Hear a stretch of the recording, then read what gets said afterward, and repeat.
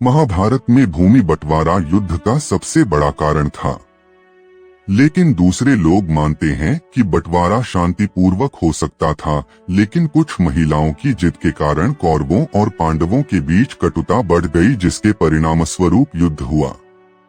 मित्रों, वीडियो पर अंत तक बने रहे और कहानी को गौर से सुनिएगा और चैनल को सब्सक्राइब कर लीजिएगा। तो चलिए कहानी को शुरू करते हैं। बहुत से लोग महाभारत युद्ध का दोषी महिलाओं को मानते हैं।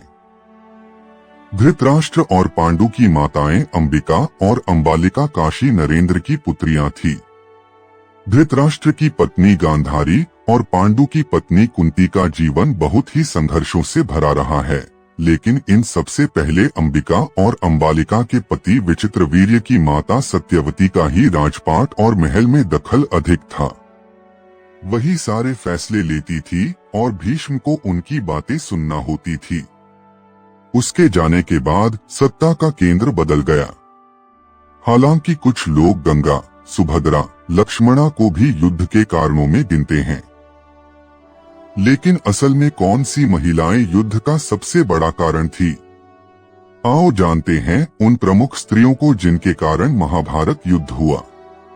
सुभद्रा तो कृष्ण की बहन थी, जिसने कृष्ण के मित्र अर्जुन से विवाह किया था, जबकि बलराम चाहते थे कि सुभद्रा का विवाह कौरव कुल में हो। बलराम के हठ के चलते ही तो कृष्ण ने सुभद्रा का अर्जुन के हाथों हरण करवा दिया था। बाद में द्वारका में सुभद्रा के साथ अर्जुन का विवाह विधिपूर्वक संपन्न हुआ। विवाह के बाद वे 1 वर्ष तक द्वारका में रहे और शेष समय पुष्कर क्षेत्र में व्यतीत किया। 12 वर्ष पूरे होने पर वे सुभद्रा के साथ इंद्रप्रस्थ लौट आए। लक्ष्मणा श्री कृष्ण की 8 पत्नियों में एक जाम्बवती थी। जाम्बवती कृष्ण के पुत्र का नाम सांब था। सांब का दिल दुर्योधन भानुमति की पुत्री लक्ष्मणा पर आ गया था और वे दोनों प्रेम करने लगे थे। दुर्योधन के पुत्र का नाम लक्ष्मण था और पुत्री का नाम लक्ष्मणा। दुर्योधन अपनी पुत्री का विवाह श्री कृष्ण के पुत्र ने नहीं करना चाहता था। भानुमति सुदक्षिण की बहन और दुर्योधन की पत्नी थी, इसलिए एक दिन सांब ने लक्ष्मणा से प्रेम विवाह कर लिया और लक्ष्मणा को अपने रथ में बैठाकर द्वारिका ले जाने लगा। जब यह बात कौरवों को पता चली तो कौरव अपनी पूरी सेना लेकर सांब से युद्ध करने आ पहुंचे। कौरवों ने सांब को बंदी बना लिया। इसके बाद जब श्री कृष्ण और बलराम को पता चला, तब बलराम हस्तिनापुर पहुंच गए। बलराम ने कौरवों से निवेदन पूर्वक कहा कि सांब को मुक्त कर उसे लक्ष्मणा के साथ विदा कर दें, लेकिन कौरवों ने बलराम की बात नहीं मानी। तब बलराम ने अपना रौद्र रूप प्रकट कर दिया। वे अपने हल से ही हस्तिनापुर की संपूर्ण धरती को खींचकर गंगा में डुबोने चल पड़े। यह देखकर कौरव भयभीत हो गए। संपूर्ण हस्तिनापुर में हाहाकार मच गया। सभी ने बलराम से माफी मांगी और तब सांब को लक्ष्मणा के साथ विदा कर दिया। द्वारिका में सांब और लक्ष्मणा का वैदिक रीति से विवाह संपन्न हुआ। सत्यवती महाभारत की शुरुआत राजा शांतनु से होती है। शांतनु को गंगा से एक वीर और देवतुल्य संतान मिली थी, लेकिन शांतनु ने उस संतान की इच्छा या अनिच्छा का ध्यान रखे बगैर अपनी इच्छाओं को ज्यादा महत्व दिया। कहते हैं कि शांतनु भोगविलासी राजा था, क्योंकि उनको राज्य से ज्यादा अपने कुल की वृद्धि की चिंता ज्यादा रहती थी।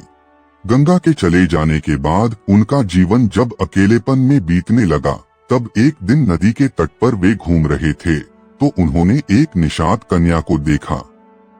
उसे देखकर वे मोहित हो गए। उन्होंने उसके साथ विवाह करने की ठानी। वे उस कन्या के पिता के पास गए। कन्या का नाम था सत्यवती। इस पर धीवर कन्या के पिता ने कहा, राजन, मुझे अपनी कन्या का विवाह आपके साथ करने में कोई आपत्ति नहीं है, किंतु मैं चाहता हूं कि मेरी कन्या के गर्भ से उत्पन्न पुत्र को ही आप अपने राज्य का उत्तराधिकारी बनाएं, तो ही यह विवाह संभव हो पाएगा। यह बात सुनकर शांतनु महल लौट आए और उदास तथा चुप चुप रहने लगे। महाराज की इस दशा को देखकर उनके पुत्र देवव्रत भीष्म को चिंता हुई। जब उन्हें मंत्रियों द्वारा पिता की इस प्रकार की दशा होने का कारण पता चला तो वे निषाद के घर जा पहुँचे और उन्होंने निषाद से कहा, हे निषाद, आप सहर्ष अपनी पुत्री सत्यवती का विवाह मेरे पिता शांतनु के साथ कर दें। मैं आपको वचन देता हूँ कि आपकी पुत्री के गर्भ से जो बालक जन्म लेगा वही राज्य का उत्तराधिकारी होगा। कालांतर में मेरी कोई संतान आपकी पुत्री के संतान का अधिकार छीन न पाए, इस कारण से मैं प्रतिज्ञा करता हूँ कि मैं आजन्म अविवाहित रहूंगा। उनकी इस प्रतिज्ञा को सुनकर निषाद ने हाथ जोड़कर कहा, हे देवव्रत, आपकी यह प्रतिज्ञा अभूतपूर्व है। इतना कहकर निषाद ने तत्काल अपनी पुत्री सत्यवती को देवव्रत तथा उनके मंत्रियों के साथ हस्तिनापुर भेज दिया। परिणाम मित्रों आप ही सोचिए, यदि शांतनु सत्यवती को न चाहते तो कुरु वंश का भाग्य कुछ और ही होता। इस राजा ने एक स्त्री के लिए अपने पुत्र के जीवन को नष्ट कर दिया। इससे पता चलता है कि शांतनु एक सामान्य राजा था। उसने अपने राज्य तथा पुत्र को प्राथमिकता न देकर अपनी भोगवृत्ति को प्राथमिकता दी। तो यह कहना उचित होगा कि सत्यवती ही एक प्रमुख कारण थी जिसके चलते हस्तिनापुर की गद्दी से कुरुवंश नष्ट हो गया। यदि भीष्म सौगंध नहीं खाते तो वेदव्यास के 3 पुत्र पांडु, धृतराष्ट्र और विदुर हस्तिनापुर के शासक नहीं होते, या यह कहें कि उनका जन्म ही नहीं होता। तब इतिहास ही कुछ और होता। कुंती भीष्म की प्रतिज्ञा के बाद कुरुवंश का इतिहास बदल गया। महाभारत के अनुसार पांडु अंबालिका और ऋषि वेदव्यास के पुत्र थे। वे पांडवों के धर्मपिता और धृतराष्ट्र के छोटे भाई थे। धृतराष्ट्र के अंधे होने के कारण पांडु को हस्तिनापुर का शासक बनाया गया। एक बार राजा पांडु अपनी दोनों रानियों कुंती और माद्री के साथ आखेट कर रहे थे कि तभी उन्होंने मृग होने के भ्रम में बाण चला दिया, जो एक ऋषि को जाकर लगा। उस समय वह ऋषि अपनी पत्नी के साथ सहवास कर रहे थे और उसी अवस्था में उन्हें बाण लग गया। इसलिए उन्होंने पांडु को श्राप दे दिया कि जिस अवस्था में उनकी मृत्यु हो रही है, उसी प्रकार जब भी पांडु अपनी पत्नियों के साथ सहवासरत होंगे तो उनकी भी मृत्यु हो जाएगी। उस समय पांडु की कोई संतान नहीं थी। अब उनके लिए यह संकट की बात हो गई थी। जब उन्होंने यह बात कुंती को बताई तो कुंती ने उन्हें ऋषि दुर्वासा द्वारा उनको मिले वरदान की बात कही। इस वरदान से कुंती किसी भी देवता का आवाहन कर उन्हें बुलाकर उनके साथ नियोग कर सकती थी। विवाह पूर्व उन्होंने सूर्यदेव का आवाहन किया था, जिसके चलते कर्ण का जन्म हुआ था, लेकिन कुंती ने लोकलज्जा के कारण उसे नदी में बहा दिया था। खैर, पांडु मान गए। तब कुंती ने एक एक कर कई देवताओं का आवाहन किया। इस प्रकार माद्री ने भी देवताओं का आवाहन किया।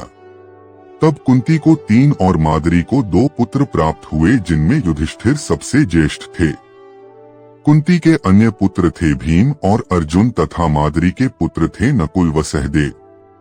कुंती ने धर्मराज, वायु एवं इंद्र देवता का आवाहन किया था तो माद्री ने अश्विन कुमारों का। एक दिन वर्षा ऋतु का समय था और पांडु और माद्री वन में विहार कर रहे थे। उस समय पांडु अपने कामवेग पर नियंत्रण न रख सके और माद्री के साथ सहवास करने को उतावले हो गए, और तब ऋषि का श्राप महाराज पांडु की मृत्यु के रूप में फलित हुआ। माद्री पांडु की मृत्यु बर्दाश्त नहीं कर सकी और उनके साथ सती हो गई। यह देखकर पुत्रों के पालन पोषण का भार अब कुंती पर आ गया था। उसने अपने मायके जाने के बजाय हस्तिनापुर का रुख किया। हस्तिनापुर में रहने वाले ऋषि मुनि सभी पांडवों को राजा पांडु का पुत्र मानते थे, तो वे सभी मिलकर पांडवों को राजमहल छोड़कर आ गए। कुंती के कहने पर सभी ने पांडवों को पांडु का पुत्र मान लिया और उनका स्वागत किया। राजमहल में कुंती का सामना गांधारी से भी हुआ। कुंती वसुदेव जी की बहन और भगवान श्री कृष्ण की बुआ थीं। तो गांधारी गंधार नरेश की पुत्री और राजा धृतराष्ट्र की पत्नी थी। गांधारी धृतराष्ट्र को आंखों से नहीं मन से भी अंधों की भांति व्यवहार करते थे, इसलिए गांधारी और शकुनी को अप्रत्यक्ष रूप से सत्ता संभालनी पड़ी। गांधारी को यह चिंता सताने लगी थी कि कहीं कुंती के पुत्र सिंहासनारूढ़ न हो जाएं। ऐसे में शकुनी ने दुर्योधन के भीतर बाल्यकाल से ही पांडवों के प्रति घृणा का भाव भर दिया था। द्रौपदी पांडवों की पत्नी द्रौपदी को इस युद्ध का सबसे बड़ा कारण माना जाता है। महाभारत के अनुसार जब दुर्योधन इंद्रप्रस्थ को देखने गया तो एक जगह उसने रंगोली बनी देखी और उसने समझा कि यह कितना सुंदर फर्श है, लेकिन असल में वह जल से भरा ताल था।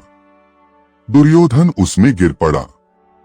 भ्रमवश उसके गिरने पर द्रौपदी जोर से हंसने लगी और उसके मुंह से निकल गया, अंधे का पुत्र भी अंधा। बस यही बात दुर्योधन के दिल में तीर की तरह धंस गई। हालांकि बाद में द्रौपदी को अपनी गलती का एहसास भी हुआ था, लेकिन व्यंग्य में कहे गए शब्द का जो असर होना चाहिए थे वह हो चुका था। दुर्योधन ने अपने इस अपमान का बदला लेने की ठान ली थी। शकुनी ने इस अपमान का बदला लेने की एक तरकीब बतलाई। उसने दुर्योधन से कहा कि पांडवों को द्यूतक्रीड़ा खेलने के लिए आमंत्रित किया जाए। उन्होंने कहा कि राज्य बंटवारे का निर्णय अब इस खेल के माध्यम से ही होगा। द्यूतक्रीड़ा जुआ न खेली गई होती तो युद्ध तो शायद युद्ध भी नहीं होता। पांडवों ने दुर्योधन के आमंत्रण को स्वीकार कर लिया। उन्होंने अपने भाग्य का निर्णय द्यूत के खेल पर छोड़ दिया। लेकिन पांडव तो इस खेल में माहिर नहीं थे, फिर कैसे वे यह खेल खेलने के लिए तैयार हो गए। उनका मानना था कि यह खेल भाग्य पर निर्भर है, न कि चाल, छल या कपट पर। भगवान कृष्ण ने इस खेल का विरोध किया था, लेकिन पांडव नहीं माने। श्री कृष्ण ने कहा कि फिर इस बुरे खेल में मैं साथ नहीं दूंगा। भगवान कृष्ण ने गीता में कहा भी है कि सबसे बुरे खेल में द्यूतक्रीड़ा है। पांडव खेल में एक के बाद एक राज्य हारते गए। फिर उन्होंने उनके पास की वस्तुएं भी दांव पर लगा दी। अंत में उन्होंने द्रौपदी को दांव पर लगा दिया। बस यहीं से युद्ध की नींद रख दी गई। द्रौपदी का चीरहरण होते हुए सबसे देखा, लेकिन भगवान कृष्ण ने अंत में पहुंचकर द्रौपदी की लाज बचाई। यह महाभारत का सबसे बड़ा टर्निंग पॉइंट था।